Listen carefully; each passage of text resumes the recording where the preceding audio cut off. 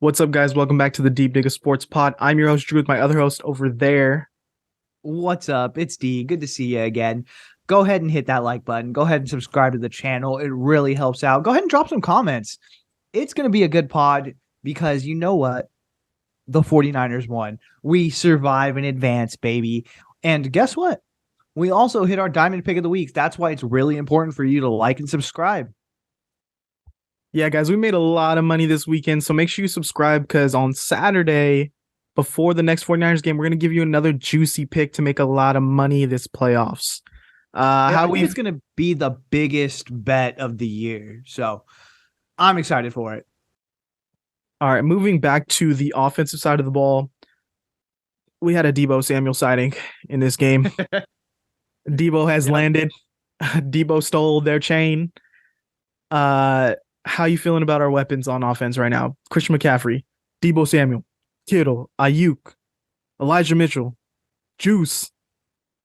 It's looking pretty unstoppable, man.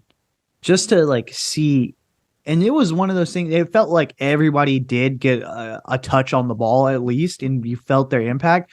And I even think moving forward, they could use Kittle a little bit more to offset things as far as the wide receiver. But you've seen not a lot of corners are going to be able to keep up with both Brandon Ayuk and Deebo Samuel. And then besides that, okay, your Christian McCaffrey had over 100 yards rushing. Elijah Mitchell is still fresh for the season. He is running out of his mind. He looks like a madman, dude.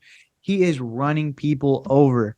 So it's really awesome to see Kyle Shanahan really get to play with everybody at full steam and knowing hey, I can go ahead and, hey, don't worry about it, Deebo. This series is going to be a Brandon Ayuk series, but we got you next go around. And everyone feels good, and it feels like they really embrace that. Look at Brandon Ayuk on that Deebo touchdown. That block, awesome. You could tell these guys really want success for the next man. It's not just about me and my stats. It's about, let me kick ass, and I know that it's going to be paid in full on the next go around. So it's really cool to see. And that happens when you have a quarterback that can get everyone the ball. Yeah. But I'm loving Brandon Ayuk this year. I was a little shaky on him, I think Kyle was to start the season. But he's really turned into, I want to say, our number one receiver, our number one downfield receiver. I know Deebo's a star. I'm not taking anything away from him, but the way Ayuk can run routes and consistently make plays downfield, the guy's looking amazing. He's definitely, this is his breakout year. He's here. Can't wait for next year where he gets to be the leader going in to the next season. Deebo, I don't know. I wasn't really expecting him to go crazy like he went this game, but he looks fully healthy. His speed with the ball is one of the fastest players in the league. Even though he's not a quote unquote fast player, it's different on the field. He is running away from guys. I think I was ready. I forgot to text you because I was so into the game, but I typed out that text where I was like, dude, the Seahawks defense looks like they're moving in slow motion, and Deebo is on another level. He is crazy fast, and they look like they gave up. That slant route to Deebo where he takes it 70 yards, the Seahawks defense looked like they weren't trying. They looked like they really gave up on that play. But that's how crazy it is. They have multiple guys. Look at Kittle on the last Seahawks game. He ran that same slant route type where he just, instead of running towards someone, he just ran straight up the middle and no one was able to catch him. Burners, bro. Burners. Look at Christian McCaffrey. Christian McCaffrey is so quick with the ball. Elijah Mitchell.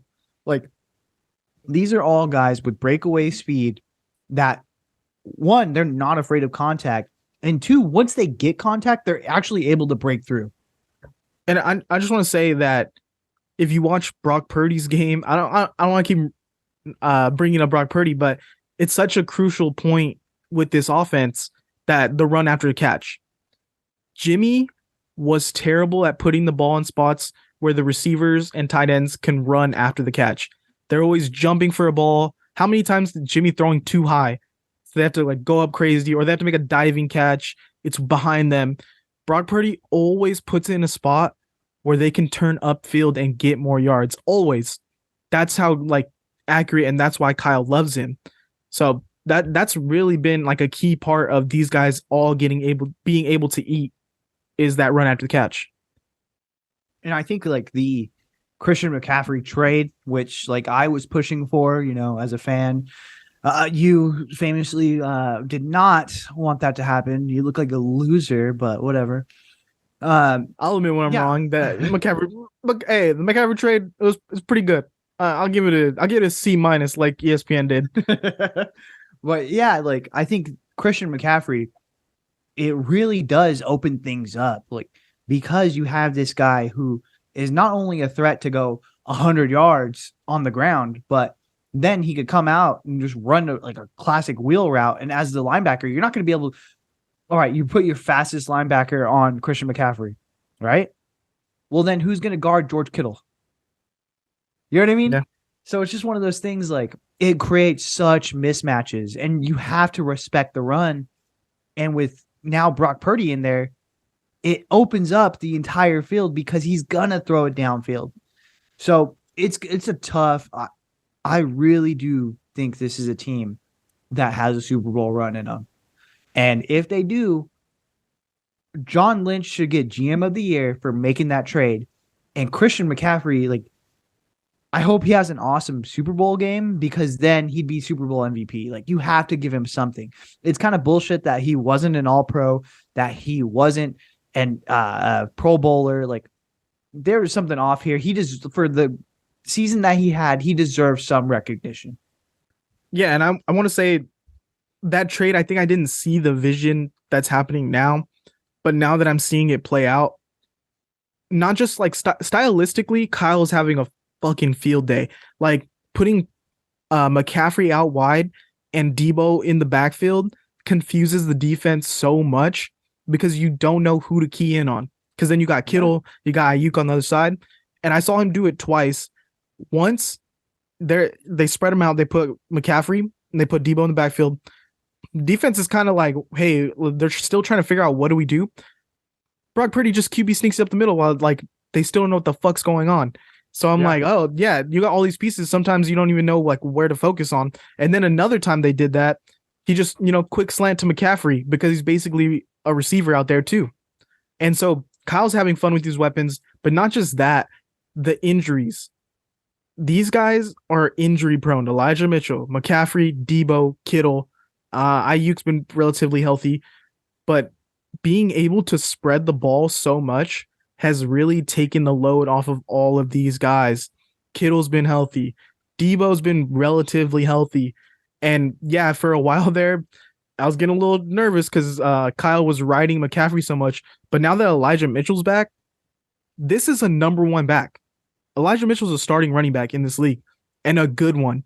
So to be able to give him like 10 carries a game, it's like, dude, he's running like his life depends on it every play because he's trying to get as much as he can out of his little bit of, production, like at his low snap count.